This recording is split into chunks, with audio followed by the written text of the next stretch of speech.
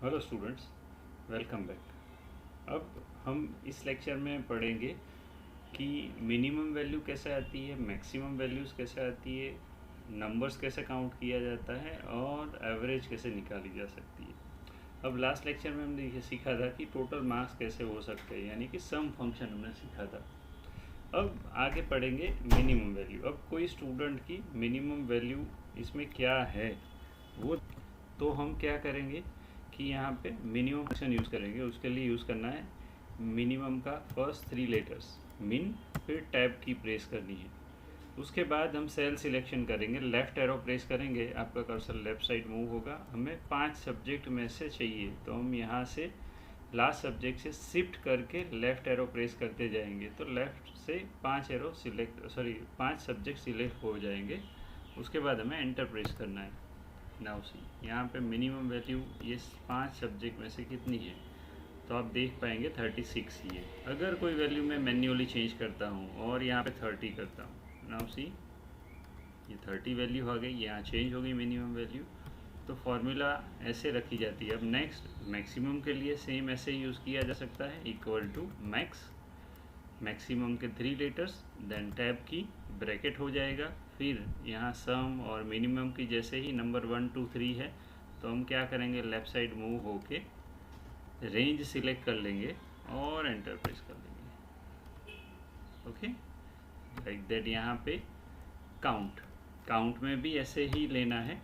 Count का काम क्या है, तो काउंट क्या करता है कि आप जो भी रेंज सिलेक्ट करेंगे उसमें न्यूमेरिक वैल्यू कितनी है वो काउंट करेगा, राइट। तो यहाँ पे यूज़ करते हैं इक्वल टू काउंट, फिर टैब की, फिर सिलेक्ट करेंगे। यहाँ से यहाँ सब्जेक्ट सपोज कितने हैं वो चेक करने हैं, तो हम सब्जेक्ट 5 से लेके 1 तक ले लेंगे और एंटर प्रेस कर लेंगे, तो हमें काउंट्स मिल जाते हैं। अब काउंट में देखना ये है कि सपोज़ मैं कोई नंबर डिलीट करता हूँ, मार्क्स डिलीट करता हूँ, और यहाँ पे काउंट आप चेक करना कि कितने हैं। अभी 5 है, मैं नंबर डिलीट करता हूँ एक, कितने हो गए 4। अगर मैं इसमें एब्सेंट लिखता हूँ, ए लिखा मैंने, तो भी वो काउंट नहीं करेगा।